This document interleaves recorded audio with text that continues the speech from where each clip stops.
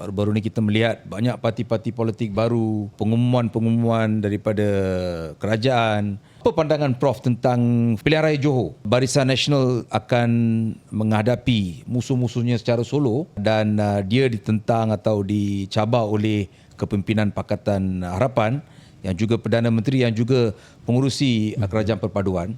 Pilihan raya di Johor itu berlaku dalam satu lagi setting yang amat unik bagi saya. Memandangkan kita faham di sebalik kemenangan pada pilihan raya 2021 kalau tak silap di Johor itu, dia menggambarkan bahawa itu satu suasana yang sangat berbeza ya.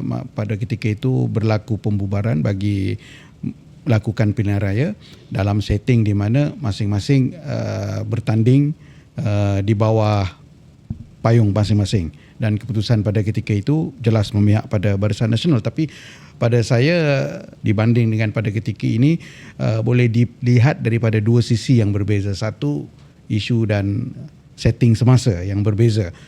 Kedua, berlaku undi automatik dan juga undi 18 yang membesarkan pengundi, tetapi itu di peringkat awal pada ketika itu ya. Jadi euforia kepada pilihan raya itu mungkin hanya sekadar untuk menyertai pilihan raya dan merasakan pengalaman.